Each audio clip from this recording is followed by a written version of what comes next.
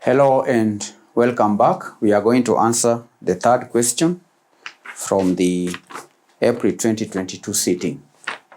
Question 3, A reads, analyze 5 characteristics of an effective board. Analyze 5 characteristics of an effective board. But first of all, candidates, what is an effective board? An effective board refers to a governing body, such as a board of directors, that performs its roles and responsibilities in a proficient and responsible manner, leading to outcomes for the organization that it governs. That's an effective board. The question is, what are the characteristics of an effective board? Characteristics of an effective board. One characteristic or feature or attribute of an effective board is that an effective board is one that is competent and has diverse composition. Competent, let me say competence and diverse composition. An effective board is one that is as competent and is diversely composed. Okay? Composition. An effective board comprises members with diverse skills, experiences, expertise, and that is diversity. You cannot have an effective board without the members who sit on the board having diverse experiences, skills, and expertise, which is relevant to the organization's industry and challenges. So board members, again, should collectively possess a wide range of competencies that align with the company's strategic needs. So for a board to be effective, that board must have diverse skills. They must have diverse experiences. The members who sit on the board must have diverse experiences. So if you are to come across an effective board, you will realize that the board has diverse composition. 2, clear roles and responsibility.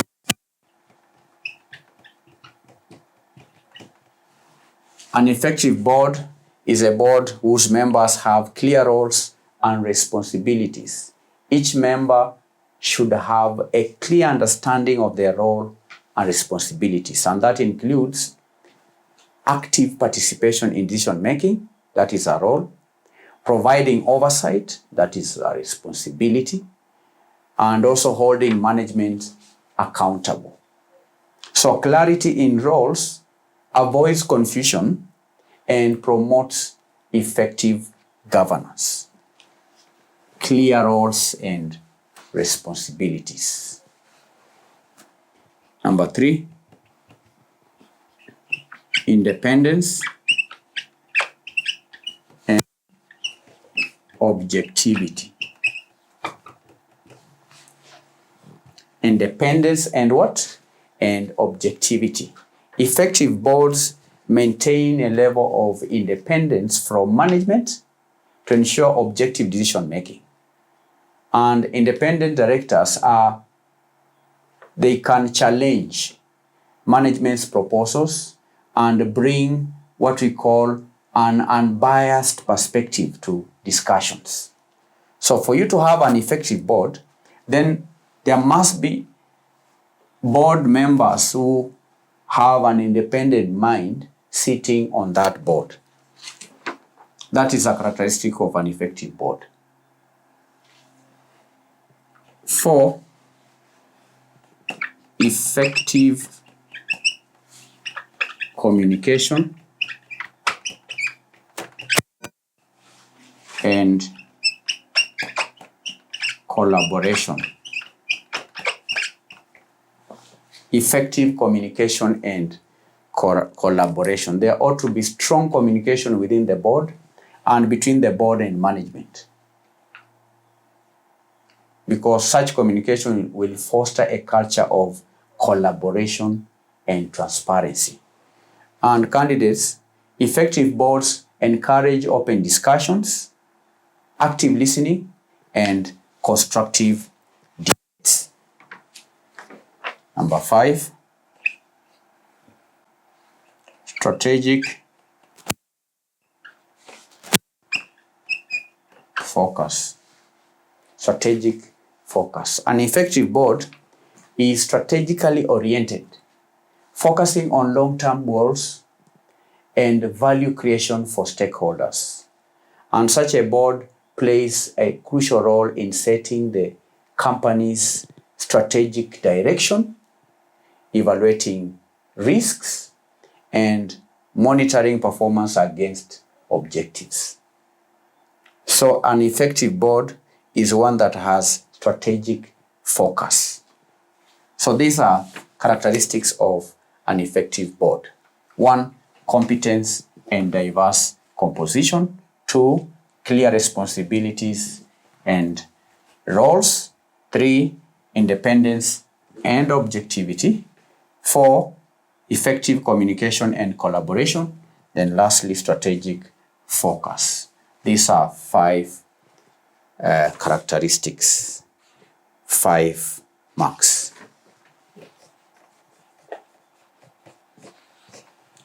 Part B reads, you are the chair of a board whose term is expiring in 1 year's time. Your board is accused of lacking in diversity.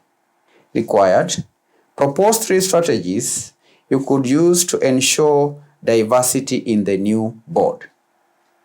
Strategies to ensure. Strategies to do what? Strategies you could use to ensure diversity. Strategies you could use to ensure diversity in the new board.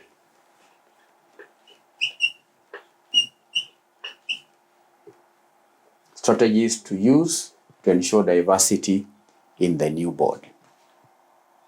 The first strategy is putting in place what we call diversity policy. Establish a board diversity policy. Establish a board diversity policy.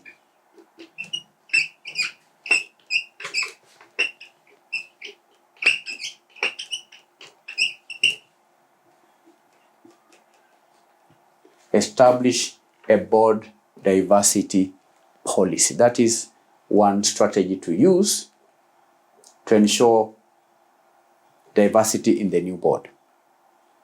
As the outgoing chairman, I would develop a formal board diversity policy. The purpose of this policy would be to outline the commitment to diversity, to outline the commitment to inclusion. And the policy would set specific diversity targets as well as timelines for achieving them, such as increasing the representation of women, including increasing what we call underrepresented groups on that board. So there ought to be a policy. A policy is a guideline.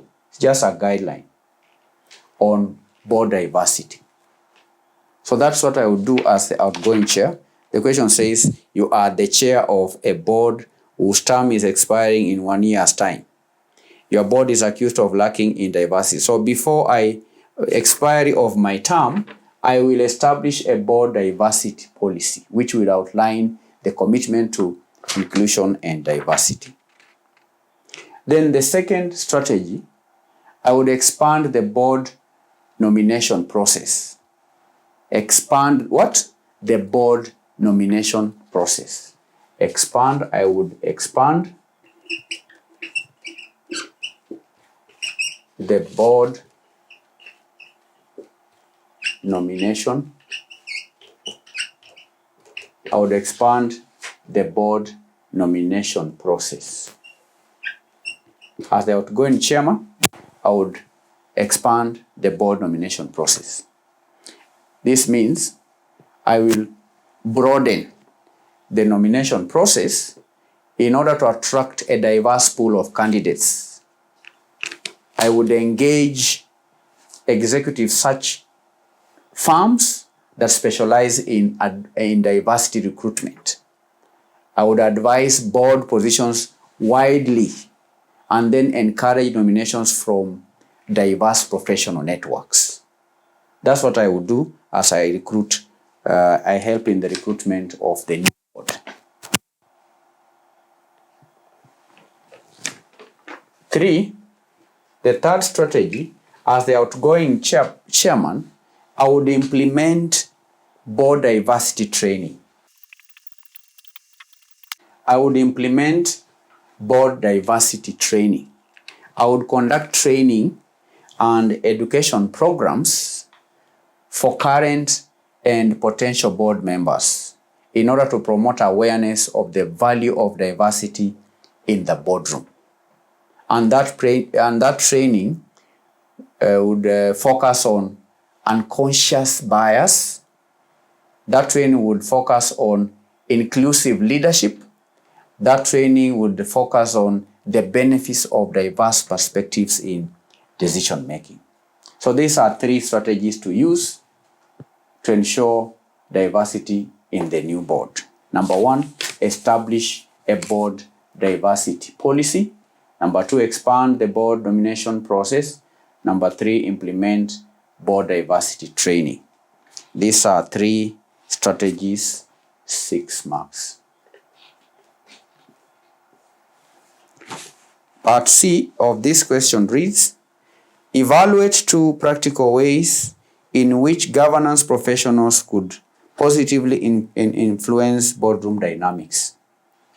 Evaluate 2 practical ways in which governance professionals would positively influence boardroom dynamics.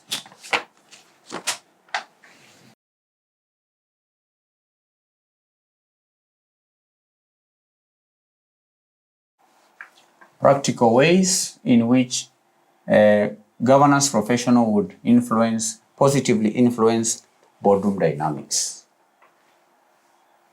One way is by facilitating board evaluations.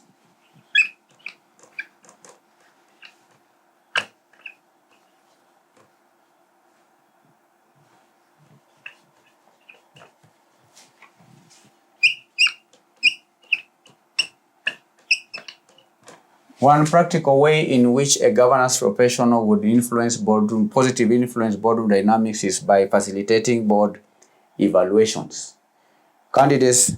Governance professionals can play a key role in designing and conducting board evaluations. And by using well-structured evaluation tools and methods, they can gather feedback from board members on dynamics,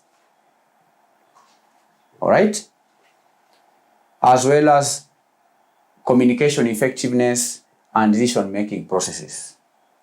And the results can then be used to identify areas for improvement and foster constructive discussions among board members. So facilitating board evaluations is one practical way for governance professionals to positively influence boardroom dynamics. Another way is by providing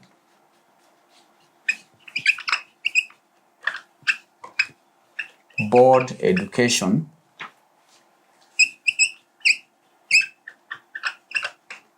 and training.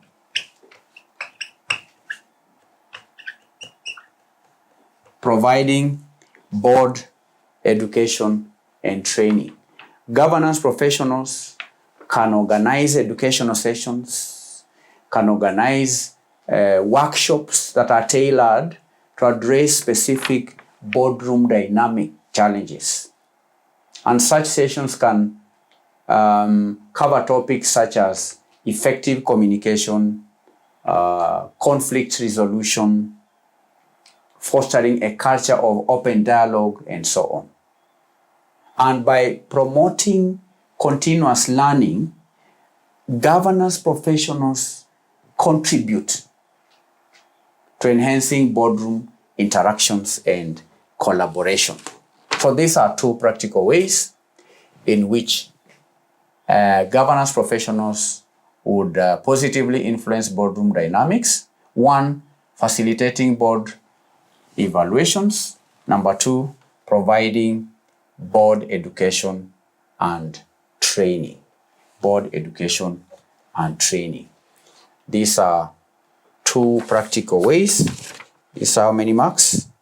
These would be 4 marks. 4 marks. And with that, we've completed that question. That is question 3. In our next lesson, we are going to answer question 4. We'll take a short break. Bye-bye.